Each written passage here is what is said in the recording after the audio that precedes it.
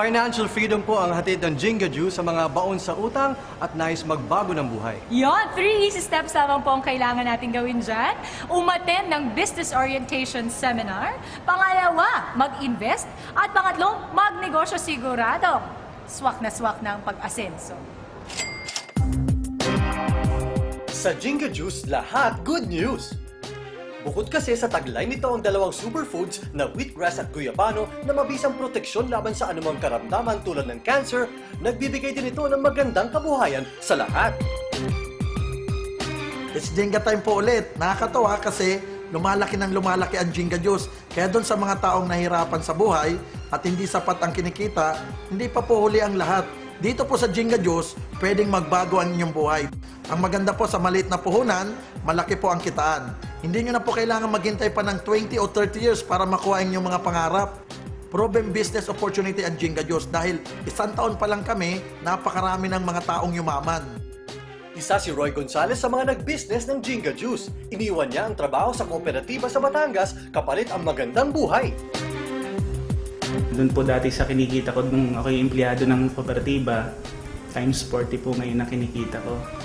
So nakakatuwang isipin na unti-unti ko na pong nakukuha yung mga pangarap po dito. Nakabili po ako ng kotse, Honda Civic po na brand new.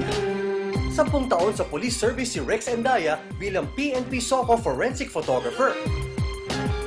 At ang delikadong trabaho at tagtad na loans ang nagpaisip sa kanya para subukan ang Jinga Juice business. Dito nakita niya ang financial freedom. Siya din ang sumagot sa napakalaking hospital bill ng amang nagkasakit.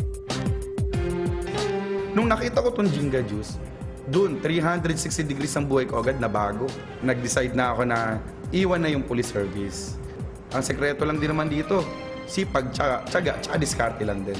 Tapos yun nga, maniwala at saka magtiwala. Sabihin natin 1 buwan, 2 taon, 3 taon ko nang kikitain sa trabaho ko na. Dito, nagkaroon ako ng ipon. Pangalawa, nakabili ako dito ng 2013 brand new Toyota Fortuner. Good news pa doon, nakakatulong ako ng alalo ngayon sa magulang, sa pamilya. Isinara naman ni Jay Feliciano ang kanyang 4 na swak na kabuhayan kasama dito ang security agency business na nagbibigay sa kanya ng puro stress at reklamo. Maraming magandang nangyari sa kanyang buhay nang gawin niyang business ang Jinga Juice.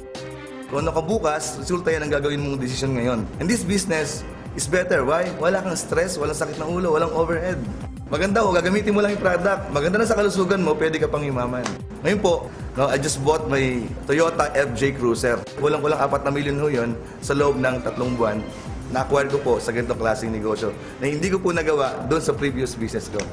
Wala ka nang hahanapin pa sa Jinga Juice dahil bukod sa maganda ang produkto sa kalusugan at malaking tulong sa kabuhayan, abay pati kinabukasan din ang bawat dealers, pinag-iisipan na rin ng kumpanya sa bago nitong proyektong Jinga Tower. Ito po yung tinatawag po nating Jinga Tower. It is a proud innovation of Jinga Juice Incorporated and Innovaland Realty. No? It will be a leisure and residence spa located in Tagaytay City.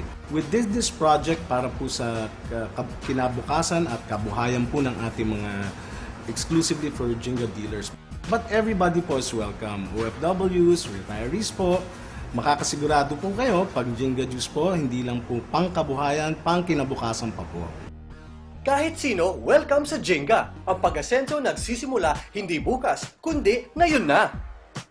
Kaya kung kayo po ay leader ng isang kooperatiba, NGO, LGU, barangay, munisipyo, lalo sa mga OFW, estudyante, at leader ng anumang organization, naku, ito ng pagkakataon na makatulong kayo at kikita kayo. Dito sa Jinga Juice, isa ako sa mga alalay sa inyo para matupad ang mga pangarap nyo na magbago ang buhay.